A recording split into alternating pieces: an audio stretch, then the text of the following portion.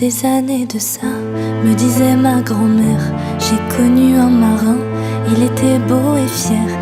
Bonjour à tous, chers auditrices, auditeurs du Mistral Social Club. Je suis très heureux de vous retrouver pour un nouveau numéro de ma chronique Dans le Tempo, votre rendez-vous dédié à l'actualité musique live de notre région. Aujourd'hui, nous avons le plaisir d'accueillir au micro une jeune artiste talentueuse de chez nous, Dina Jeanne. Originaire de Grance, compositrice et interprète, elle compte déjà plusieurs titres à son actif et a multiplié les concerts à travers la France. Elle a notamment assuré des premières parties prestigieuses comme celle de Benjamin Biolay ou encore de l'Oiseau Noir. Une collaboration forte qui s'est prolongée l'été dernier lors de la tournée Elle, où leurs univers se sont mêlés avec une belle évidence. Et l'actualité est brûlante pour elle puisqu'elle s'apprête à sortir son premier album. Allez, on retrouve tout de suite Dina. Bonjour Dina. Bonjour, merci beaucoup de me recevoir. Pour commencer, est-ce que tu peux te présenter à ceux qui te découvrent avec nous au micro ? Bien sûr, avec plaisir. Alors, je m'appelle Dina Jeanne, je suis auteure, compositrice, interprète. Depuis maintenant quelques années. Je sors mon premier EP en février et je viens vous présenter le prochain single aujourd'hui. Avant de parler de ce single, on va peut-être commencer par ton parcours parce que c'est vrai, on l'a dit en introduction, tu viens de Grance. Tu peux nous parler de comment de Grance on arrive à Paris et on sort son premier album. Quel était ton itinéraire ? Comment de Grance on arrive à Paris ? On arrive parce que la passion de la musique et l'envie de faire de la musique est trop grande. Je voulais faire de la musique et je ne pensais pas que c'était possible d'en faire ici, honnêtement. Et je rêvais de faire une école d'art du spectacle et j'en ai vu une à Paris et j'ai pas réfléchi. J'ai pris mon train et je suis montée avec le soutien de mes parents, heureusement. Et voilà comment on s'y retrouve, et même si Grance me manque beaucoup et que j'y reviens très souvent, la vie musicale à Paris est tellement riche que forcément il fallait aller là-bas. Là tu fais ton école d'art à Paris, donc là tu apprends ce métier. Et après, il faut que tu fasses des rencontres parce qu'effectivement, pour passer un cap, tu peux me parler de ces rencontres que tu as fait ? La vie artistique d'après-école est faite de bonnes et de mauvaises rencontres. On va pas se mentir. J'ai fait, après l'école, déjà j'ai gardé beaucoup de contact avec les gens qui étaient en classe avec moi, ce qui a fait qu'il y a eu beaucoup de soutien et qu'on s'est donné beaucoup de contacts quand on rencontrait. Mais j'ai passé des auditions. Je suis allée dans toutes les auditions possibles, toutes les scènes ouvertes. Parce qu'il y en a beaucoup à Paris, de scènes ouvertes, ce que je trouve qui manque ici. J'arrête pas de dire tout le temps que ça manque d'endroits, de cafés-concerts, de cafés-théâtres, même pour les humoristes. Et donc voilà, j'ai écumé toutes les scènes ouvertes de Paris, j'ai passé des castings que j'ai pas forcément eu, mais qui m'ont permis de rencontrer notamment quelqu'un qui a été très important et qui l'est toujours, c'est Fabrice Aboulker, c'est un compositeur qui travaille avec Marc Lavoine. Voilà, avec qui j'ai beaucoup travaillé et qui me suit, et on se suit tout le temps parce que j'ai été longtemps sur son audition des Souliers Rouges et que finalement j'ai pas eu au final, mais il y a eu quand même un espèce de coup de cœur artistique et qui a perduré, puis Benjamin Biolay pendant le confinement que j'ai eu la chance de rencontrer. Le confinement a eu beaucoup d'importance chez toi. C'est vrai que pour certaines personnes, ça a déclenché des envies. Et toi, ça a déclenché des envies d'écriture énormes, c'est ça, hein ? Alors, j'ose jamais trop le dire parce que le confinement a quand même été une période très difficile pour beaucoup de monde et très malheureuse pour beaucoup de gens. Mais donc, j'ose rarement dire que ça a été une des meilleures périodes pour moi parce qu'elle m'a permis de me trouver. Que juste avant, j'avais commencé à travailler avec un petit label qui, honnêtement, me traitait pas très bien. Et le confinement m'a permis de prendre le recul, de quitter ce label, d'oser le faire et de me dire je vais écrire. Et j'écrivais une chanson par jour. Donc, époque du confinement, Benjamin Biolay fait beaucoup de covers, de reprises. Il en fait une par jour d'ailleurs. Et je commente, en fait. Et un jour, je commente parce qu'il demande des conseils, enfin pas des conseils, mais des idées, voilà, de covers qu'il pourrait faire. Parce que le confinement était long et je pense qu'à un moment, il était à court d'idées. Et j'ai sorti une chanson, je ne saurais plus vous dire laquelle, mais qui lui a plu, qui lui a dit « Ah, c'est une bonne idée ». Et du coup, il est allé voir ce que je faisais. Et ça lui a plu. Et on a commencé à s'écrire pour parler de musique. S'écrire 3 messages. Mais où il m'a dit « Écoute, j'aime beaucoup ce que tu fais. Quand le confinement est terminé, fais-moi écouter tes chansons. » Ce que j'ai fait, une fois le confinement terminé, toutes ces chansons, certaines de ces chansons que j'avais écrites pendant le confinement, dont j'étais très fière, mais il m'a dit que c'était pas très bien.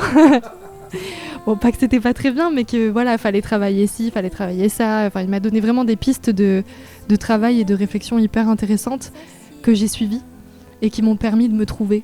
Ce qui est vraiment, il a été un déclencheur d'oser faire ce que j'avais envie de faire et de sortir de ce que j'avais l'impression qu'on attendait que je fasse. Et il m'a vraiment dit non, fais de la musique, fais ce que tu veux. Et j'ai suivi le conseil. Et après quelques années plus tard, j'ai du coup J'ai fait ses premières parties parce que je pense que ça lui a plu. Il a vu que j'avais suivi ses conseils, que j'ai travaillé, que 2 ans plus tard, je suis revenue lui faire écouter des nouvelles chansons. Là, il s'est dit, ok, là, elle est prête, je peux la mettre sur ma première partie. Jusqu'à arriver à aujourd'hui, ce single. Il y a 2 actualités. Il y a l'album qui sort, et puis il y a cette petite pépite. Tu viens de nous mettre l'eau à la bouche. J'ai eu la chance de l'écouter ce matin, puisque Valentin nous l'a fait partager. Tu me plais, ça nous plaît beaucoup. Tu peux nous parler un peu de ce duo ? Alors oui, donc la chanson s'appelle Tu me plais. C'est une chanson que j'ai écrite, que j'ai commencé à écrire l'été 2024, voilà, c'est ça. Et j'ai commencé à l'écrire et je l'écris et j'entends la voix de Benjamin, en fait. Et vraiment, je l'écris en entendant sa voix qui la chante avec moi. Et j'ai réfléchi des jours et je me dis, bon, peut-être qu'il faut y aller au culot, envoie-lui. Je me suis dit ça à moi-même. Je me dis, elle n'était pas finie, j'avais écrit 2 couplets, une fin un peu balbutiante.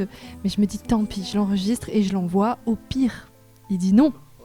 Et ça change rien. Et au mieux, il dit oui. Et donc je l'ai fait. J'ai envoyé une maquette un peu approximative. J'ai pas eu de réponse pendant 2 semaines. Pendant 2 semaines, j'ai pas eu de réponse. Je me disais, c'est mort. Il a détesté, il ose pas me le dire. Et non, mais au bout de 2 semaines, il m'a répondu, j'adore, on va le faire. Après, on l'a travaillé, il a écrit, il a réécrit des choses, il a changé des choses, il a arrangé. Donc voilà, il a pris ma base et il a sublimé. Et il a écrit son texte et tout ça, et voilà, et ça sort là, et j'ai du mal à y croire encore, que cette chanson existe, mais j'en suis très très fière, et je coche une case sur la liste de mes rêves. Il y a ce duo qu'on a écouté, qui est vraiment très très beau, vous allez pouvoir l'écouter bientôt, ça sort le 23 janvier. Il y a l'album aussi, et avant de parler de cet album, on va parler un peu de tes influences, souvent ça revient, on parle de chansons françaises, tu vas nous en parler, il y a des artistes que tu aimes beaucoup de la chanson française d'hier, mais aussi d'aujourd'hui. Quelles sont tes influences ? Oui, je suis pas très moderne, j'écoute beaucoup de chansons françaises d'avant, donc je suis une grande fan d'Aznavour, grande fan. En fait, j'aime les grands textes, donc j'aime Aznavour, j'aime Barbara, j'aime Brel, j'aime Françoise Hardy, j'adore. Donc voilà, mes influences, elles sont là quand même parce que c'est des artistes que j'ai écoutés toute ma vie. D'artistes d'aujourd'hui, j'étais fan de Benjamin Biolay, je vais arrêter de dire son nom 50 fois, mais c'est le cas. J'aime beaucoup Étienne Dao, j'aime beaucoup Vanessa Paradis. Plus récent et plus émergent, j'aime beaucoup Iliona. J'aime bien quand ça raconte quelque chose. Et c'est ça qui m'inspire le plus. Et ces artistes-là de la nouvelle génération sont très inspirants parce qu'ils reviennent à un texte vraiment sincère, quoi. Vraiment presque... Iliona, c'est le cas, je trouve qu'il y a une écriture presque automatique. Ça se la raconte pas. Et ça va droit au but et en même temps c'est tellement bien écrit. On arrive à ton album, c'est ton premier album, donc il y a ce single, ce duo, excuse-moi, avec Benjamin Biolay, et puis il y a un album complet, parce qu'il y avait plein de chansons, effectivement, que j'ai écoutées pendant ces dernières semaines, mais il y a un album complet. Tu peux nous parler un peu de cet album ? Alors c'est un EP exactement, mais c'est un petit album donc, EP 8 titres, qui s'appelle Itinéraire d'un amour, du nom d'un des singles qui est sorti en décembre, voilà. Il porte le nom de ce single. Et j'ai décidé de faire un EP concept, donc un EP qui ne parle que d'un même sujet. Donc là, ce ne sont que des chansons qui parlent d'amour. Ça trace exactement le chemin d'une histoire d'amour, de la rencontre à la séparation, puis au manque, puis tout ça. Enfin, ça raconte une histoire que j'ai vécue, que j'ai romancée un peu, peut-être aussi. Donc c'est pas l'itinéraire de l'amour, mais l'itinéraire d'un amour. Et voilà, parce que j'adore parler d'amour. J'avais envie d'assumer jusqu'au bout de n'écrire que sur ça. Ta vision d'aujourd'hui sur la société, toi qui fais partie de ces jeunes talents émergents, est-ce que tu as une vision ou un message que tu veux porter à la jeunesse, à notre micro ? Quand on a besoin d'amour, on a surtout besoin de bienveillance et de tolérance, d'altruisme. Ça fait un peu discours de Miss France, ce que je fais. Mais je pense que c'est nécessaire moi, c'est un truc que j'expérimente beaucoup avec mes amis, avec ma meilleure amie notamment. Dès qu'on a des sentiments négatifs, ça arrive à tout le monde d'avoir des sentiments négatifs, de la jalousie, de tout ça et tout. Enfin voilà, ce genre de sentiments-là, on se bat toujours contre. C'est-à-dire si, là je rencontre une chanteuse, je la trouve exceptionnelle, j'en suis un peu jalouse, ça arrive à tout le monde. Au lieu de nourrir cette jalousie, je vais la soutenir. On va en faire encore plus pour se battre contre ces sentiments-là, et je pense que c'est ce qu'il faut faire sans être donneuse de leçons. Je suis pas parfaite, personne ne l'est. Mais c'est ce que j'essaye de faire au quotidien. D'aider, déjà de s'aider soi-même, parce que c'est s'aider soi-même, je pense, faire preuve un peu de bienveillance et d'altruisme. parce que nourrir des sentiments négatifs sur le long terme, c'est pas bon pour la santé, même égoïstement. Donc ouais, je pense que la société va mal et qu'il faut qu'on essaye de la rendre meilleure. Quel conseil tu pourrais donner, parce qu'on est sur le tempo donc, qui donne la parole aux jeunes talents, quel conseil toi tu pourrais donner à des jeunes artistes ou émergents qui voudraient se lancer dans une carrière comme toi? J'ai pas tant d'expérience pour oser donner des conseils, mais ce que moi j'aurais aimé qu'on me dise, c'est j'aurais aimé qu'on soit honnête en me disant que oui, le milieu de la musique c'est très difficile. Il y en a qui ont la chance de réussir très vite, mais c'est pas le cas de tout le monde. Donc je leur dirais de s'accrocher à fond et de faire... En fait, je vais donner le conseil que m'a donné Benjamin Biolay, que m'a donné Fabrice Aboulker, que m'ont donné ces gens-là, c'est fais ce que tu as envie de faire. Parce que si tu ne fais pas ce que tu as envie de faire, si tu ne fais pas la musique que tu as envie de faire, si tu ne réussis pas, tu en voudras aux autres. Tu en voudras aux autres de t'avoir dit quoi faire et d'avoir suivi, tu t'en voudras à toi-même. Elle me disait fais ce que tu as envie de faire. Si ça marche, tant mieux. Si ça marche pas, au moins t'auras été vrai. D'apprécier le chemin aussi, parce que c'est fait de plein de belles rencontres et de plein de moments de passion et parfois de beaucoup d'angoisse, mais dès qu'on est sur scène, tout ça s'oublie. On oublie. Merci Dina pour ces jolis moments d'échange avec toi. Ça parle d'amour dans un monde effectivement où c'est pas toujours simple. Et on te souhaite du fond du cœur une belle suite. L'album sort le 13 février.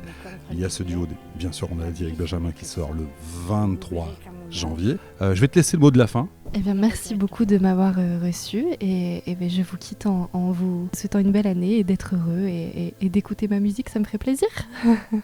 Merci Dina. Et on se retrouve nous très très vite pour de nouvelles chroniques dans le tempo. Cet amour pour toi, il valait mieux garder. Ne reste de tout ça que de vieux souvenirs, des leçons sur la vie, celle-ci est à retenir.